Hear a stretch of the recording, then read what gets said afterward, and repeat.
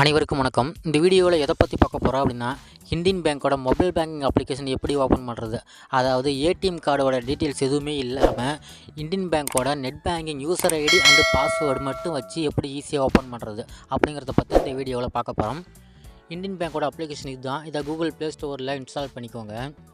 அதை கிளிக் பண்ணி ஓப்பன் பண்ணிங்க அப்படின்னு நெக்ஸ்ட் பேஜ் ஓப்பன் ஆகும். இதில் சில பர்மிஷன் கேட்கும். இதில் என்னென்ன பர்மிஷன் கேட்குதோ எல்லாத்துக்குமே அலோவ் கொடுத்துக்குவாங்க.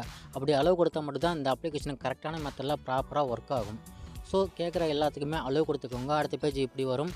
இதில் லாங்குவேஜ் இங்கிலீஷில் செலக்ட் பண்ணிக்கோங்க. கீழே ப்ரொசீட் அப்படின்னு ஒரு ஆப்ஷன் இருக்குது, அதை கிளிக் பண்ணிக்கோங்க. அடுத்த பேஜ் வரும். இதுக்கு ஓகே கொடுத்துக்கோங்க. இப்போது பார்த்தீங்கன்னா நெக்ஸ்ட் பேஜ் ஓப்பன் ஆகிடுச்சு. இதில் முன்னாடிலாம் சிஐஎஃப் நம்பர் மட்டும்தான் இருக்கும். ஸோ அந்த நம்பரை போட்டு மட்டும்தான் இந்த அப்ளிகேஷனை ஆக்டிவேட் பண்ணுற மாதிரி இருக்கும். பட் இப்போது அப்படி கிடையாது. உங்களோட மொபைல் நம்பரை கொடுத்து நீங்கள் ஆக்டிவேட் பண்ணிக்கலாம். ஸோ மொபைல் நம்பர் அப்படிங்கிறத செலக்ட் பண்ணிக்கோங்க. கீழே என்டர் மொபைல் நம்பர்னு இருக்குது. அந்த இடத்துல உங்களோட மொபைல் நம்பரை என்ட்ரு பண்ணிக்கோங்க. மொபைல் நம்பரை என்ட்ரு பண்ணி வச்சு இப்போ கீழே சென்ட் எஸ்எம்எஸ் அப்படின்னு ஒரு ஆப்ஷன் இருக்குது, அதை கிளிக் பண்ணிக்கோங்க. இப்போது உங்கள் சிம்மில் எஸ்எம்எஸ் போகிற மாதிரி பேலன்ஸ் இருக்கணும். அப்படி இல்லைனாக்க மந்த்லி பேக் போட்டிருந்தாலும் ஓகே தான். ஸோ திரும்ப பர்மிஷன் கேட்குது, லொக்கேஷன் எல்லாத்தையும் அலோவ் கொடுத்துக்கோங்க. எஸ்எம்எஸ்க்கும் அலோவ் கொடுத்துக்கோங்க. இப்போது உங்கள் மொபைல் எத்தனை சிம் போட்டிருக்கீங்களோ அந்த டீட்டெயில்ஸ் கேட்குது. ஸோ இந்தியன் பேங்க்கில் எந்த மொபைல் நம்பர் ரெஜிஸ்டர் பண்ணிக்கலோ அந்த சிம்மு செலக்ட் பண்ணிக்கோங்க. அடுத்த பேஜ் ஓப்பன் ஆகும். இப்போ பார்த்தீங்கன்னா அடுத்த பேஜ் ஓப்பன் ஆகிடுச்சு. இதில் கீழே பார்த்தா ஒரு டிக் பாக்ஸ் இருக்குது. ஐகா ரீடுதான்னு சொல்லி டேர்ம்ஸ் அண்ட் கண்டிஷன் இருக்குது. அந்த டிக் பாக்ஸை டிக் பண்ணிக்கோங்க. அடுத்த பேஜ் ஓப்பன் ஆகும். சில டேர்ம்ஸ் அண்ட் கண்டிஷன் இருக்குது, அதெல்லாம் படித்து பார்த்துக்கோங்க. மேலே பார்த்தீங்கன்னா லெஃப்ட் சைடில் பேக் ஐக்கான் இருக்குது, அதை கிளிக் பண்ணி வெளியே வந்துடுங்க. இப்போது கீழே ப்ரொசீட் அப்படின்னு ஒரு ஆப்ஷன் இருக்குது, அதை கிளிக் பண்ணிக்கோங்க.